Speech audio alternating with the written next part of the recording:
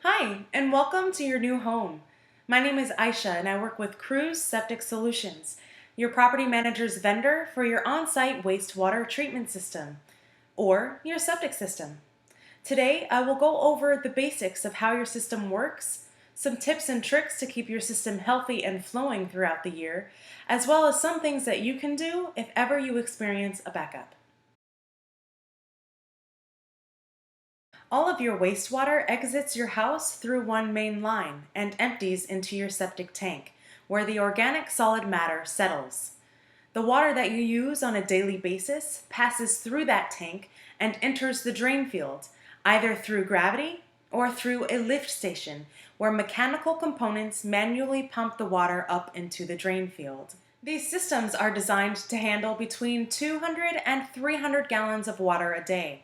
Just to give you an idea of how much water that is, each load of laundry on average produces about 50 to 60 gallons of water. Each toilet flush produces about 1 to 5 gallons of water. And each shower produces about 15 to 20 gallons of water. So be mindful of your water usage throughout the day. But most importantly, space out your laundry throughout the week as to not hydraulically overload your system all in one day.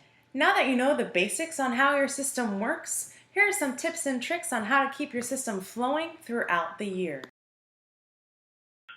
Our first tip today is a golden rule to live by when living on a septic system. If you didn't digest it, don't flush it.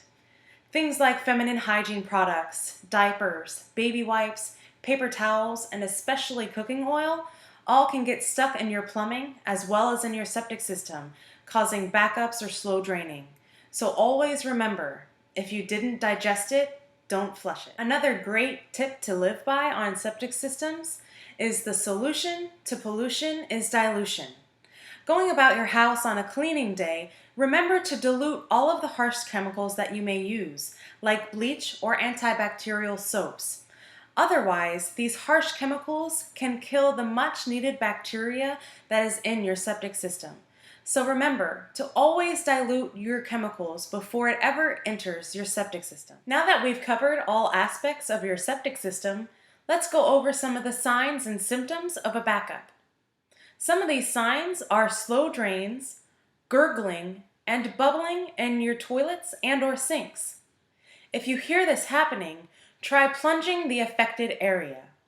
If the plunging does not help relieve you of the backup, call your property manager, as there may be a clog or a need to pump the tank. Another sign of a backup is your lift station alarm box. If your lift station alarm box is sounding or flashing, call your property manager, as there may be something wrong with the mechanical components in your lift station.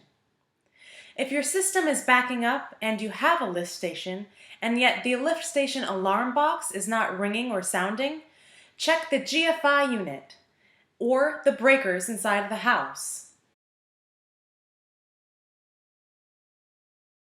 If both the GFI and/or the breakers in the house are tripped, call your property manager, as again, this is a sign that there may be something wrong with the mechanical components in your lift station. So now you know the basics of how your septic system works, some tips and tricks on how to keep it healthy and flowing throughout the year, as well as some things that you can do if ever you go through a backup. If you have any questions, feel free to call your property manager or visit us at our website at www.cruzsepticsolutions.com. And again, welcome to your new home.